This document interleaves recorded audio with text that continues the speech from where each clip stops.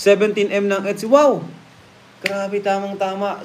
Dahil si Biancy is turning 17 this September 12.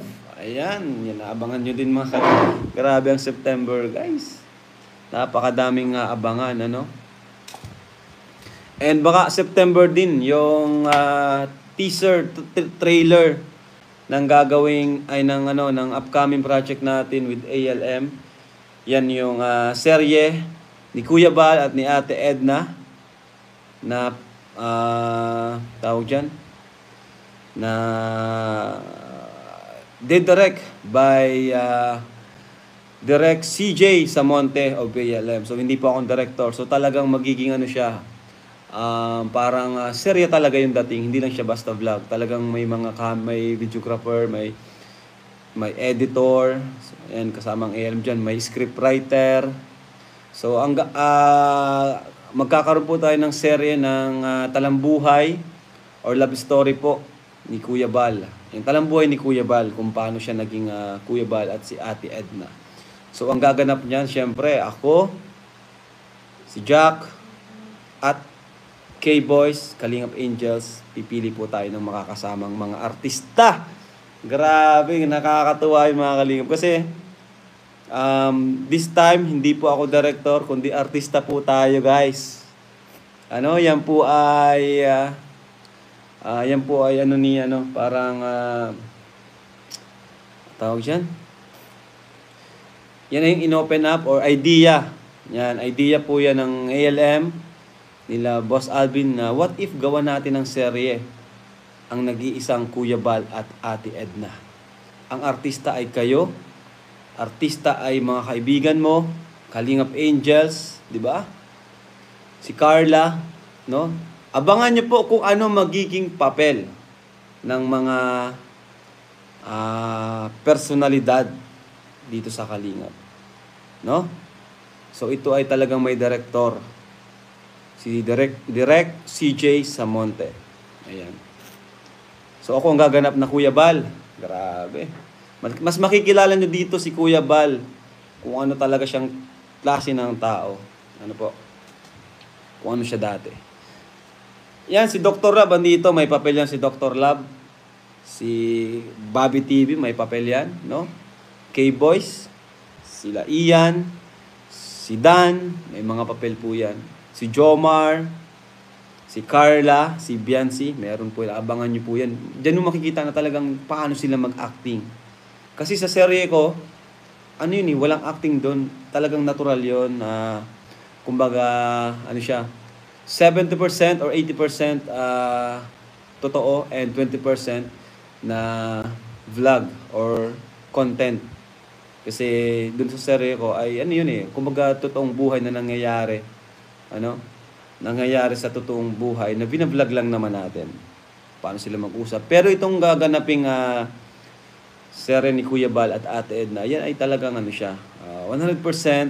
May scriptwriter, may director, may editor. Kaya yun po, napakaganda po nun. O naman si Edo kasama si Biancy.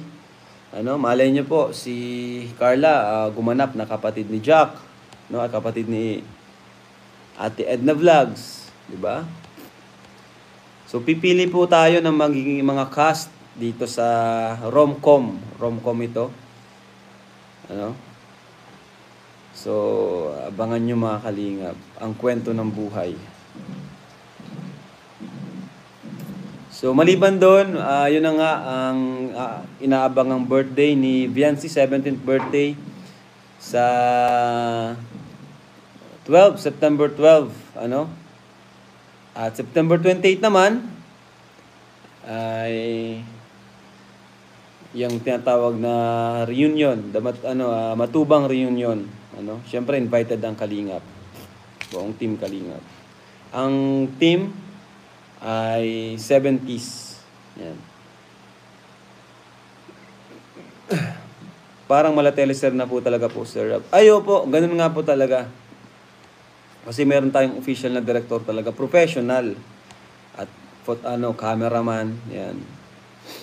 At pwede siyang ipalabas sa SM. Grabe, abangan ko yan. Showing sa SM. Ayan. Pero ano siya, serye, hindi siya movie. Parang kada episode, 20 minutes, 25 minutes. So, nakaka-excite po yan. Ayan. Sa Narara din. Ayun. So, may audition po yan. Di yan basta-basta pwede tayong magsali ng kung sino-sino. Magkakaroon po tayo ng, ano yun? Call ba yun? Cast calling, ano yun? Tama ba? Casting call. Yan, casting call. So, ibablog ko po yan. Masaya po yan. Ibablog ko po yung casting call. Kung, tawag dyan. So, kung sino yung gaganap na ganito. Ayan. Kasi,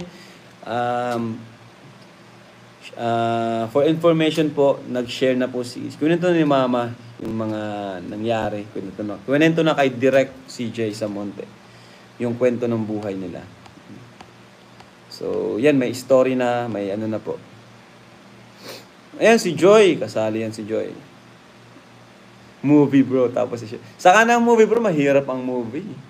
Ano lang, rom-com lang tayo para naman may mga abangan pa. Parang serye din. Ayan. So, maraming matutulungan po, mga kaling. Maraming matutulungan. Marami ding ma-expose, di ba? Si Kakay po, si Carla, at si JJ po, si Jomar. Ha? Anong ibig sabihin na si Kakay po, si Carla? Kasi, ano po yan, ang gaganapin po namin ay yung buhay po ni Mama at ni Papa. Ano? So, ako si Kuya Bal, si Jack, si Ate Edna. So, pwede si Carla ay kapatid ni Ate Edna. Yan. So, may mga may mga character naman po doon. Hindi naman po yan basta-basta. May mga character po.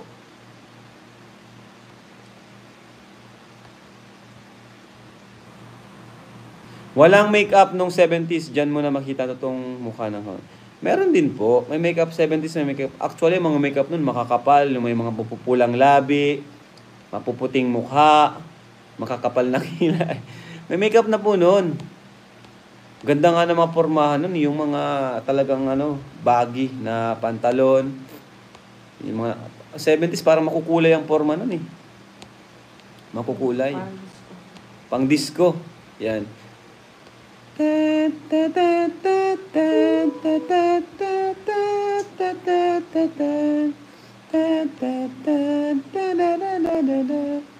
Si Raz pwedeng gumanap na rap. Ay, wala pa pong rap nun. Wala pong rap nun, guys. Nagets niyo po ba? Wala pa ako noon, nung time na yun.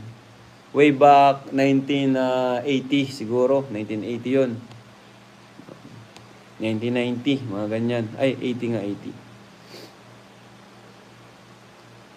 Kakay, bagay kay Joy na papel. Ha? Bakit si Joy? Bakit si Kakay gaganap na Joy? Ano po yun? Kakay, bagay kay Joy na papel. Ano pong ibig mong sabihin?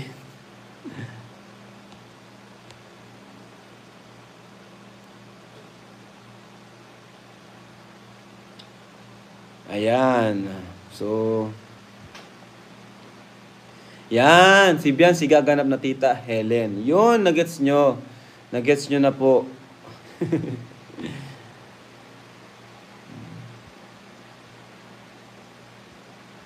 Ayan. Siyempre si Dan, gaganapin niya ang gaganapin niyan si Tito Demi, si Kuya Brooks. Siya ang gaganap na Kuya Brooks nung panahong yon.